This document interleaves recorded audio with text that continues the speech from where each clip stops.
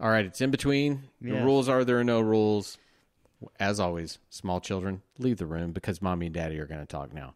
So, as I teased yesterday in Friday's episode of Men of the Apes, Richard and I had a brief off-air conversation about the chilling adventures of Sabrina. Right. And that was because I know, having seen some of the stuff you posted on Facebook, I knew you'd already watched it. I started watching it with my daughter, and I'm about halfway through. I like it, but what I said to Richard was, one thing I feel is that they're saving the majority of the main story for the final episodes.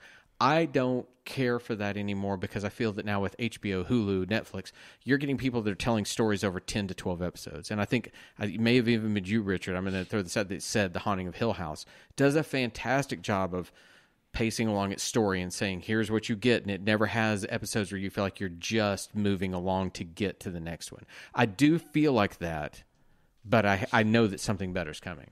It's well done, though. I don't want to disparage it too much. Did you watch Sabrina yet? No, I haven't watched Riverdale either. You don't need to watch Riverdale to watch Sabrina. At some point. It's just I haven't gotten into the Archie verse, the Riverdale verse. So have I talked about Roberto yet on one of the in-betweens?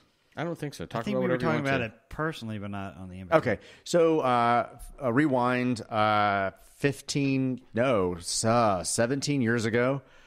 Zeus was open just a couple of years, and there's a place nearby called the Dallas Theater Center, and this young kid, which was I'd probably say my age at the time, maybe a little bit younger, he was doing some work with the Dallas Theater Center for a couple of weeks, and so in the middle of the afternoons, he would come to Zeus, and he would hold up the counter, being a complete total nerd, and we'd have great nerd conversations about all these fantastic things. Was this back when they were doing that? Was it the look? It's a bird. It's a plane. Was it that what he was working on? No.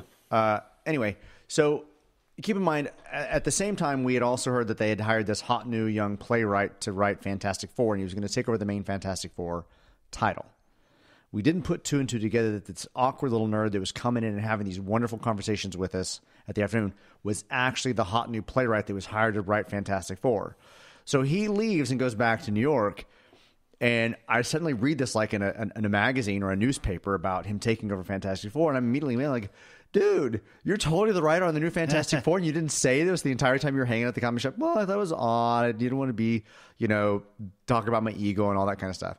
So he's kind of a little bit known for doing off-Broadway stuff that involved the Archie characters, that involved Archie, that involved horror, and then involved gay themes. Okay? So keep those in your head. Archie, horror, gay. Those are the kinds of things that he done. Not necessarily all three in one, but that kind of stuff. Right. So time passes. They got nervous about putting him on Fantastic Four, so they created a second title called Marvel Knights 4. Oh, yeah. It was Steve McNiven's first big two publisher work. Yep. And he wrote a Fantastic Four that was good with family, but it was also kind of scary. Like, it was a spooky story. Mm-hmm. It was a great run on a book. From there, he continued to write a few comic books here and there, but he still stayed true to his stage work and started getting involved in television. So he's been a writer on shows like Big Love. Lost. I don't think he was a writer on Lost, but he was on Big Love. Anyway, so he eventually kind of comes back he's doing television writing now, and he's visited the store a couple of times. He then goes to Archie and pitches the idea of doing Walking Dead at Archie.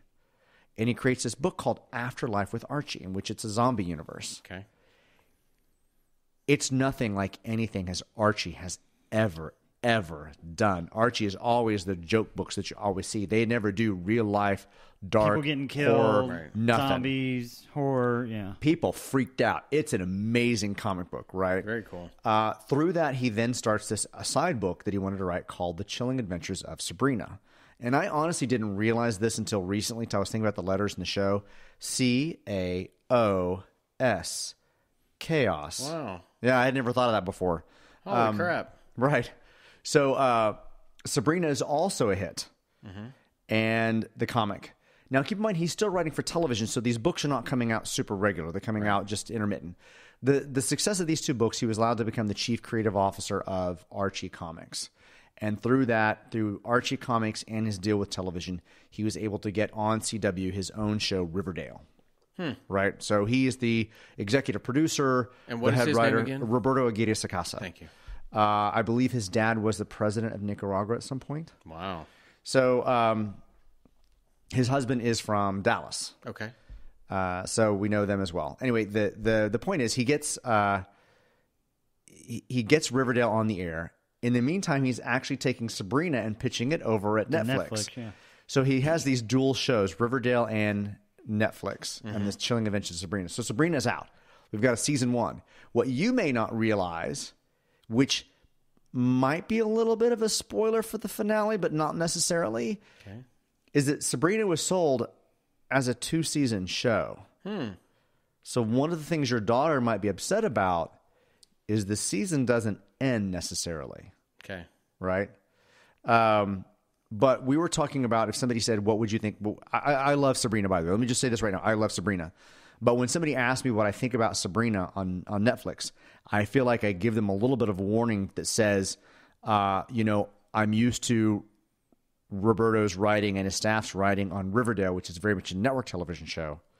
And while the Netflix show of Sabrina has all the visuals and all the production that a Netflix show can give you, it moves a little bit more like a network show I agree. than it does a Netflix show. So if you're a little turned off right now by the movement of the pacing of it, it's because it's a little bit different than what you would get when you normally digest a brand new show on Netflix with people that are used to writing that content. And I think what I find is that we finished the episode where Sabrina goes to the school, whatever school she the wizardly, the Harry You know, Potter and- okay. satanic school. And I think Professor Xavier's school for exactly. they're very smart to latch on to that very idea that you cannot strip away that there are similarities to Harry Potter, and it's a very smart thing to just not make yourself that, but nod to it. But what I was going to say, we get to that episode, and the 3 witches that are her adversaries, Right. lock her in a little room and all this kind of stuff. And I watched that entire episode, and I got down to that final 10 minutes. And I'll admit it was 1 o'clock in the morning. I was tired. I fell asleep. But I also fell asleep because I thought, this is not really going to play into the larger aspect of what this show is about, except that it's going to be something that she might reference. Because I thought this doesn't have immediate weight to it. And that is what I missed from this show, is that, again, to use Haunting of Hill House. Haunting of Hill House, have you watched that yet, Sean? Yeah. You know, it very purposely introduces thoughts that pay off, and it's constantly a moving envelope of information and things that happen, and we know that this happened here, and these characters will do that. And I think to that point, Netflix has allowed people to do more of a film-like approach to storytelling than what network television does. Correct. And therefore, when you watch these, it's jarring when I expect Netflix to continue on that mode, and for this to take 5 episodes where I'm like, okay, I like the characters, I like the situation. What's going to happen? I don't care yet. And I'm ready for that. And luckily, Abby told me that she looked ahead. She's like, I'm pretty sure the next episode is where it really starts kicking up. What I find interesting, or what I would say about that particular episode, is the casualness with which she kind of gets out of her predicament is indicative of who her character is over the course of the show. Mm-hmm. And you have a sense of this already, but this character has no parents, and therefore, to a certain extent, as much as she is likable, and what I'm surprised is how much I like this character, or like this actor and this character, is how much she is just all ego and does whatever she wants at any time. And it's about to get worse in the show, where she just does whatever she wants, and nobody's there to spank her. And it's one of those things that just kind of move through, like, where is this going to go? And I could see why Abby might be upset at the end, because she just... And she's not a bad person, so you like her. She just does what she wants. No recourse, no ramifications. I kind of like that in a character where, especially in things like this, that's so almost anti-hero to what we get on network television, where we would never allow the main character to do something that we look at and go, whoa, God, you need to be slapped or spanked or punched or whatever it is. Unless it's Dexter.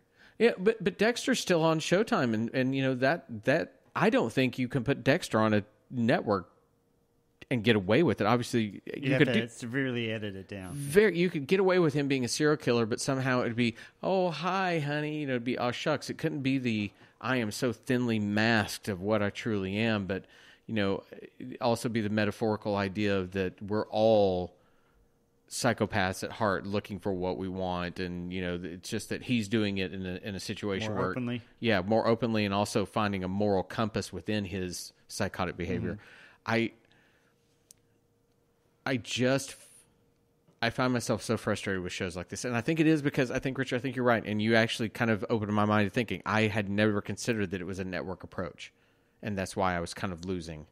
It feels like Riverdale that now has a big budget and is not constrained by the norms of television advertising to keep a kibosh on some of its language and so on. Gotcha. Even though but it still has that movement, that pacing. The only other thing I have a problem with are the two aunts, Miranda Otto, who was in the Lord of the Rings film, Zelda and Hilda. Yeah, she plays. I Am No Man. Yes, so she's in it, and I think she's a great actress. Love her. She's English too, I believe. Yeah. I swear to God, Abby's fought with me, and I don't agree with her. She is playing it with a more like a New Englandy kind of it's very slow talk, and it's not even that slow. She's ripped the English accent out. Yet her sister, who is the chick that was from Shaun of the Dead and many of these kind of things, And The Office. yeah, and she's very much talking with the little, and I'm like, okay. I did hear a comment well, about she that. was, How are Bugs- these sisters but have two different Yeah, it accents? bugs the shit out of me. Eddie Candy from Wonder Yeah, Woman as from well. Wonder Woman, yeah.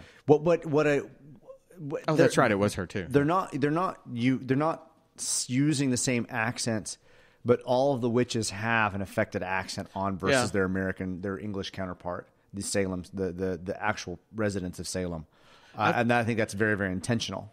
But I think that going back even to what we talked about recently with Escape from the Planet of the Apes, when you're getting something that's good and well constructed, you're willing to look at the inadequacies or the missed opportunities and kind of go, oh, I wish they'd done that, but it's great anyway. Right. I'm to the point with the story, I'm kind of like, okay, give me something now, because now what I'm doing is starting to nitpick of why do these two sisters have different accents? Now, if you can pay off later and say we actually grew up in different places of the world. Yeah, that we were separated when fine. we were younger. But right now, that's where I'm at with the show. I'm like, okay, if they speak one more time and they don't have the same accent, I'm going to lose my shit. You're still going to have to deal with that over the course of the rest of the show. Yeah. The thing that I wonder about the Netflix model is, do people watch one show and then stop watching? Or do people on Netflix, if they watch a couple of episodes, stay for the entire journey? I don't know. So they Netflix- may be convinced that you're going to continue watching Sabrina, which is why they can take time on episode 4. Is that why every Marvel show doesn't start happening until episode 5 or 6 anyway? Like every single Marvel show, you don't really Has a get slow to burn? you don't get into any movement until you get to episode 4 or 5 or 6. Almost all of them. I heard Kristen Bell talk about The Good Place and the contract that when Drew Goddard came to her and said, this is what I want to do, she's like, oh, yes, I want to be a part of it, but I'm only going to do, I think she initially said 13 episodes is what their season was, and she has it built in that they can increase to 17, but never more, because what they both... per season, you mean? Yeah, per season. But what she said, both of us looked at and says, let's be honest. Network television will do 24 episodes, and 10 to 12 of them are shit. Yeah. They're filler and crap. Yeah. And then you get the 12-hour. We want to be the one that everybody goes, oh, wow, that's great. Can you believe this happened? And that mode doesn't work anymore. That model is broken where you can do the filler episodes because I don't care. And whether you think they build it in and think people will just watch it, I'm done with it.